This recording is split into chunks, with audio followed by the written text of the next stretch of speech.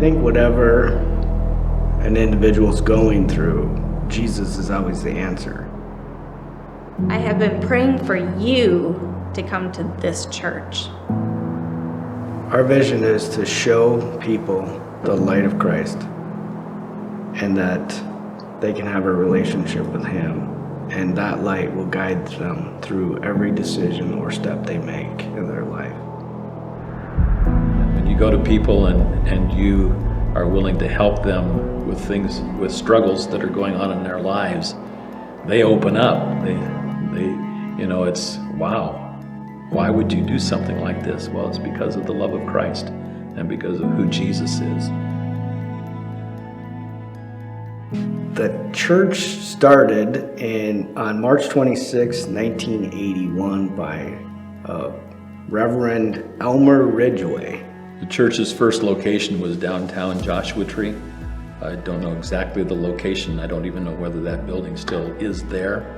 Because I'd have to look up the address again to be able to discover whether it's one of the buildings that's still there. He founded the church, and shortly thereafter they bought the land that we are currently on and built the building that we currently have. The church did well, I think, in the beginning, and there was a period of time under, I believe it was Jack Dennison, who pastored here after Elmer Ridgway had left.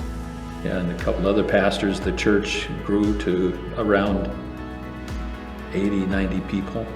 So when we walked in, it was a really tiny church. There weren't very many people, and definitely not very many our age, but we felt so welcome. When we walked in that Sunday morning to fill in, again, it just felt so homey. And we walked, as the service was closing, so many people said, "We hope you come again," and wanted us to be here. I love all the outreaches that we do, from the backpack giveaway to our Easter breakfast for the community to City Serve. So the big one that I always start with is our backpack outreach, because that's usually me up in front being silly. Where we invite children from the community to come and we give them a backpack full of school supplies. And we play games and we give them a little introduction to Jesus Christ. We have reached a lot of little kids, and that brings great joy to my heart to see the response of the kids at the backpack giveaways. I think the smile on their faces, like this last year, one of the kids that got a bike had been praying and asking for a bike, and they couldn't afford to buy him a bike. And here at Lighthouse, we were able to just give him a bike and say, "This is from God." And I don't think that kid will ever forget that moment, because he realized that God loved him enough to give him a bike.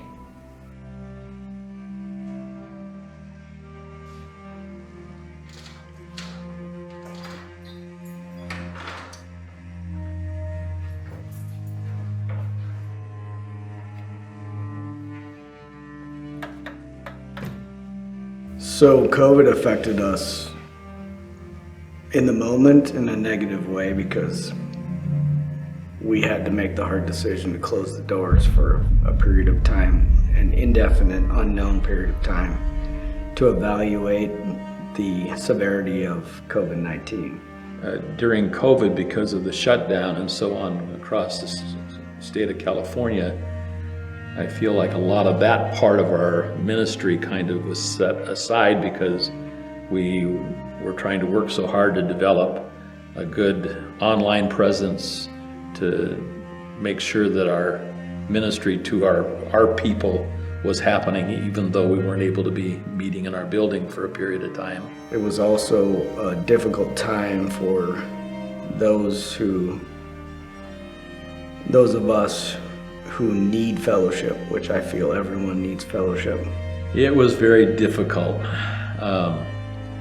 Talking to a camera is not like talking to a person, you know. And even though you knew that there were people on the other side of the camera and they were receiving teaching, It was very difficult. I think it forced us to step out of our comfort zone and create ministries that we knew we needed to create, but never had the time or ambition to do it.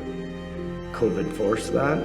For the church itself, we had been talking about going online for a long time. COVID forced us to. And where a lot of churches lost numbers, as soon as we opened the doors and started holding services again, we saw things starting to expand. And it was slow at the beginning. When we came back, we had about 40 people. That's all the state would allow us to have in the building. So for a little while, it was just a small group. But each week, there'd be new people that were there. And COVID forced us to examine, where are we going? What are we going to do? How are we going to continue to reach out when there's people that, well, for a while we couldn't even go in the building, but ongoing there's people that can't make it to the building. And it evolved into, once we were reopened, to still be able to meet the needs and minister to those who didn't feel comfortable coming to church yet. And so when things began to get a little bit looser and people felt more back in control of what they could do as far as being with others was concerned, we began to see that growth. And now, at the end, now that we're into 2022, we are, as far as attendance is concerned, we're averaging more than what we did prior to COVID. And I think as people have come back to church, it's allowed us to reach people in other cities and countries who may watch our videos online and they can't come to Joshua Tree, to Lighthouse Christian Center, but they can still feel the love and experience the truth of Jesus Christ and allow God to have their lives changed. I think it's exciting to know that our church has survived 40 years, because not all churches do. But not only survived, we've thrived and we've made a difference in the community. And I'm looking forward to another 40 years of the church making a difference in the Morongo Basin, as well as now that we have the online presence across the world. I want to see as many people come to Christ as we can possibly reach, and we don't want to be hindered by the walls of the church. And we've been able to build on what was established from the very beginning, and that was to see God do a work in Joshua Tree, the Morongo Basin, to change people's lives. So we need to be a place when they are ready to experience the love of Christ. They know where to find a Christian. And I think Lighthouse Christian Center should be that beacon of hope, that lighthouse. So we want to continue to do outreaches. We want to reach the kids, because we know that if we can reach the generations while they're still in school, that's when they're most likely to continue within the church. I think we should celebrate milestones and monuments like a 40-year anniversary and do a 50-year anniversary. We are a family, and that's how I truly feel. We are a family, and so I'm just so excited to celebrate these 40 years, and so excited for what the future will hold for this church, because it's not going anywhere. We're here to stay, and we're going to make a difference in the Morongo Basin.